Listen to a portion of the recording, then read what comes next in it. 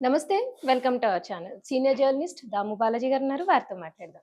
Sir నమస్తే sir. నమస్తే. Sir Maha Kumbh మేళాలో ఒక అమ్మాయి చాలా పాపులర్ అయింది సార్. ఎక్కడ చూసినా ఆ అమ్మాయి గురించే వార్తలొస్తున్నాయి. అసలు ఆ అమ్మాయి ఎవరు? ఆ అమ్మాయి ఎందుకు పాపులర్ అయింది? అంటే పూసలు అమ్ముకునే అమ్మాయి అనేది విన్నాను. అసలు ఎవరు సార్ ఆ అమ్మాయి? ఆ అమ్మాయి స్టోరీ ఏంటి?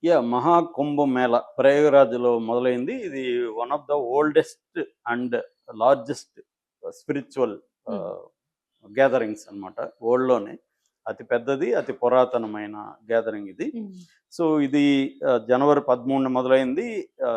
దాదాపు 45 రోజుల పాటు ఫిబ్రవరి 26 వరకు జరుగుతుంది. హ్మ్. టోటల్‌గా 45 రోజుల పాటు జరుగుతుంది.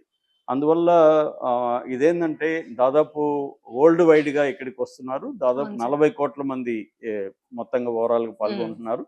2,00,00,000,00,000 ఇన్‌కమ్ గవర్నమెంట్‌కి దీనివల్ల వస్తుంది. సో, ఇది ప్రపంచవ్యాప్తంగా ఇవాళ ఏందంటే 12 ఏళ్ల తర్వాత కాబట్టి, హ్మ్. 12 ఏళ్లలో సోషల్ మీడియా, ఇంటర్నెట్ ఇవన్నీ విపరీతంగా పెరిగిపోవడంతో ఈ సంబంధించిన సాధువులు, సన్యాసులు, తర్వాత అఘోరీలు అవును సార్. వీళ్ళ లైఫ్ స్టైలు, వీళ్ళ హావభావాలు, వేషాలు, ఫుడ్డు వీటి హ్మ్. మీదంతా కూడా వేల వీడియోలు వస్తున్నాయి. అవును సార్. వ్లాగర్స్, యూట్యూబర్స్ అంతా హ్మ్. వెళ్ళిపోయారు. సెల్ ఫోన్లు, కెమెరాలు తీసుకెళ్ళిపోయి విపరీతంగా హ్మ్. ఫుటేజ్ వస్తుంది. అప్పుడు ఈ మీడియా వాళ్ళకి ఒక అమ్మాయి దొరికిందక్కడ. హ్మ్. 16 ఏళ్ల అమ్మాయి.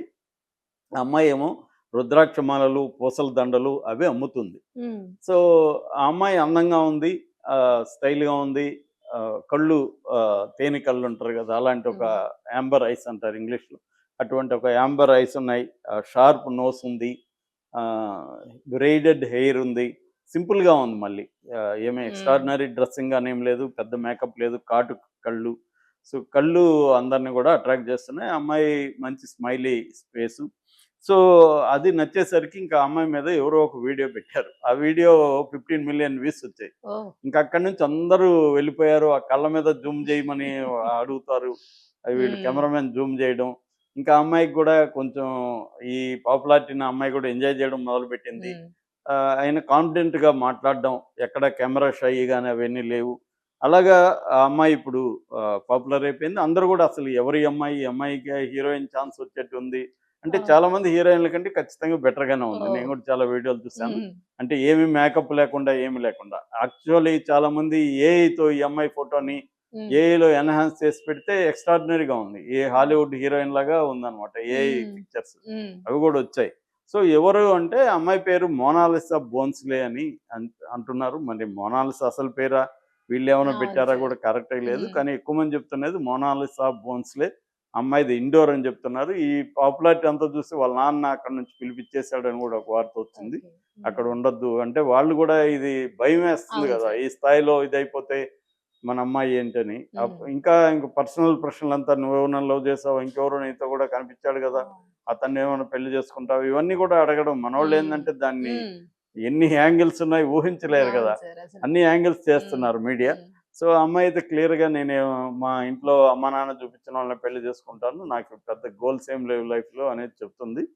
సో, ఇండోర్‌కి వాళ్ళ నాన్న పిలిపిచ్చేసాడని అంటున్నారనమాట. ఇది బేసిక్‌గా ఆ అమ్మాయికి సంబంధించిన ఇప్పటివరకు మనకు అందుతున్నది. హ్మ్. అంటే ఒక మామూలు పూసలమ్ముతున్నారంటేనే వాళ్ళు పేదరికం అవును అనేది సార్. మనకు అర్థమవుతుంది. ఆ అమ్మాయి కొంచెం అందంగా ఉండడం, కాన్ఫిడెంట్‌గా ఉండడం, కాన్ఫిడెంట్‌గా మాట్లాడడం దానివల్ల అట్రాక్ట్ చేశారు. రెండోది ఆ స్పాట్‌లో సాధువులు, సన్యాసులు హ్మ్. మధ్యలో ఒక అంతా గూడా మనకి వేరే ఒక హ్మ్. టెక్స్చరు, ఒక వరల్డ్, కలర్స్ అవును సార్. కనిపిస్తాయి గదా!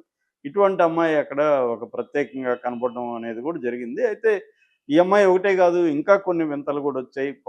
అన్నిటికంటే గూడా ఐఐటీ బాబా. ఐఐటీ బాంబేలో చదివి ఏరోస్పేస్‌లో ఇంజినీర్‌గా పనిజేస్తున్న హర్ష రిచారియా. హ్మ్. ఆయన ఐఐటీ బాబు అంటారు. ఆయన గూడా వెరీ పాపులర్ అయ్యాడు. అంటే ఐఐటీ చదివి ఆయన హ్మ్. ఎవరినో లవ్ చేశాడు. పెళ్లి చేసుకోబోతుంటే వాళ్ళు ఏదో ఇబ్బందులు పెట్టారు. తర్వాత పెళ్లి చేసుకున్నాడు. ఆ అమ్మాయి ఇంకెవరితోనో లేచిపోయింది. ఇవన్నీ చూసి ఆయన బాబాగా మారాడని ఆయన స్టోరీ ఒకటొస్తుంది. So, okay sir. అలా ఐఐటీ అనమాట. హ్మ్. ఇంకోటేమో 7 ఫుట్ రష్యన్. ఆహ్, హ్మ్. ఆయన చాలా మజిల్స్ బాడీ అనమాట.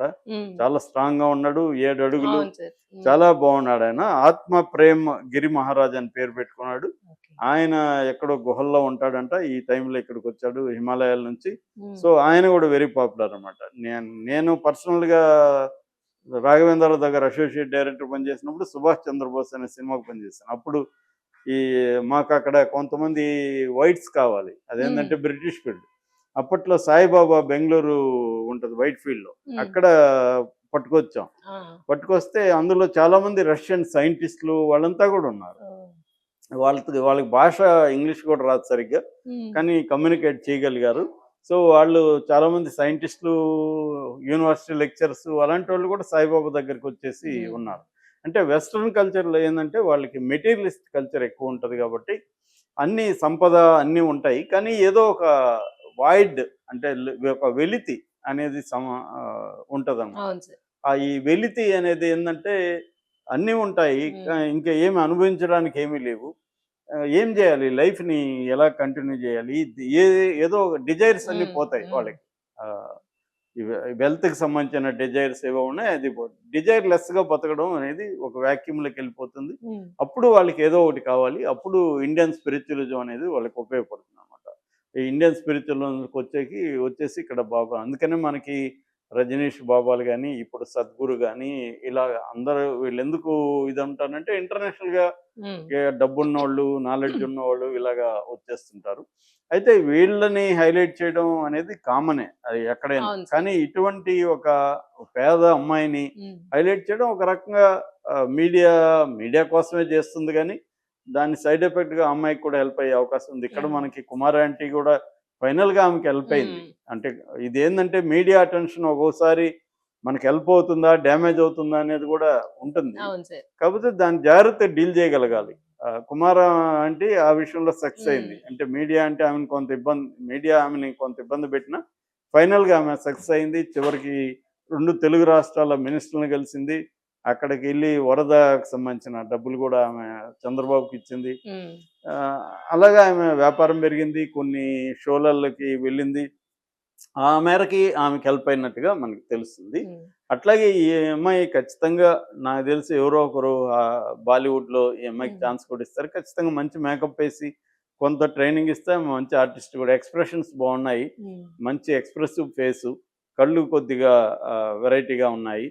సో, ఖచ్చితంగా అమ్మాయి ఆహ్, హీరోయిన్ అయ్యే ఛాన్సులయితే ఖచ్చితంగా హ్మ్. కనిపిస్తున్నాయి. ఎందుకంటే ఇంత పాపులారిటీ మిలియన్స్ ఆఫ్ వ్యూస్ అవును వరల్డ్ సార్. వైడ్‌గా పాపులారిటీ వచ్చింది కాబట్టి, ఈ పాపులారిటీని ఉపయోగించుకొని ఎవరో ఒకరు హ్మ్. సినిమాల్లోకి పెట్టే అవకాశం ఉంది. కాకపోతే వాళ్ళ పేరెంట్స్ ఒప్పుకుంటారా? లేదా? ఎందుకంటే ఆమె లైఫు సడెన్‌గా ఒక వేరే దానికెళ్ళిపోతుంది హ్మ్. ప్రపంచంలోకి. అది డీల్ చేయాల్సే శక్తి సామర్థ్యం లేకపోతే హ్మ్. మరింత ఇప్పుడేదో అవును సార్. ప్రశాంతంగుంది. హ్మ్. ఒక చిన్న జీవితం ఏదో అమ్ముకొని హాయిగా హ్మ్. ఉంది. ఈ ఇంత సెలబ్రిటీలాగా సడెన్‌గా అవును సెలబ్రిటీలయిపోయి సార్. అది వెరీ హ్మ్. డిఫికల్ట్ అది. అవును. ఎప్పుడైనా ఫెయిల్యూర్‌ని డీల్ చేయడం కంటే సక్సెస్‌ని డీల్ అవును సార్. చేయడం వెరీ కరెక్ట్. డిఫికల్ట్. అది కూడా సడెన్‌గా. హ్మ్. గ్రాడ్యువల్ అంటే నువ్వు మెల్లగా అలవాటవుతాం. హ్మ్. సడెన్‌గా వచ్చేస్తే దాన్ని ఎవరెవరో వచ్చేస్తారు. మనకు హ్మ్. సంబంధం లేని వాళ్ళంతా మనల్ని కంట్రోల్ చేయడం మొదలుపెడతారు. హ్మ్. వాళ్ళతో ఎలా డీల్ చేయాలో మనకేమి ట్రైనింగ్ గాని, ఎక్స్‌పోజర్ గాని ఉండదు లైఫ్‌లో. హ్మ్. అటువంటి ఇబ్బందులు ఖచ్చితంగా అమ్మాయికుంటది. దానికి తగిన మరి హ్మ్. బ్యాకప్పు అమ్మాయికి తల్లిదండ్రులు గాని వీళ్ళిస్తారా? అసలు తల్లిదండ్రులు ఒప్పుకుంటారా హ్మ్. దీనికి? జనరల్‌గా డబ్బులొస్తే ఏ తల్లిదండ్రులు ఒప్పుకుంటారు మామూలుగా అయితే. చెప్పలేము అందరిని గూడా. అవును సార్. కొంతమంది డబ్బు కంటే పరువుకి హ్మ్. ఇంకో దానికి ఇచ్చే అవకాశం ఉంది. సో, ఆ రకంగా మరి ఆహ్, చూడాల్సిన ఇదుంది. హ్మ్. ఏదేమైనా ఈ కుంభమేళాకి సంబంధించి కుంభమేళా మిగతా అన్నిటిని పక్కన పెట్టి ఈ అమ్మాయి మీదకే హుహుహు. వచ్చాయి. నేను నిన్నేదో అటు ఫేస్‌బుక్‌లో, ఇన్‌స్టాలో మనం రీల్స్ ఇలా హ్మ్. కొడుతుంటాం. హ్మ్. మొత్తం ఇవే వస్తున్నాయి. ఈ అవును. అమ్మాయిదే హ్మ్. వస్తున్నాయన్నమాట. హ్మ్. అంటే హ్మ్. ఒకటి చూస్తే ఇంక అవే వస్తాయి గదా! హ్మ్. అల్గోరిథం గూడా. హ్మ్. అలాగే ఈ అమ్మాయిది చూసేసరికి అన్నీ అవే వస్తున్నాయి. ఒక interesting aspect. At the same time మిగతా విషయాలు పక్కన పెట్టినట్టుగా కనబడుతుంది దీనివల్ల. అంటే ఎప్పుడైనా మనకేందంటే ప్రతి దాంట్లో గూడా ఒక డ్రామాటిక్ ఎలిమెంట్ హ్మ్. గావాలి.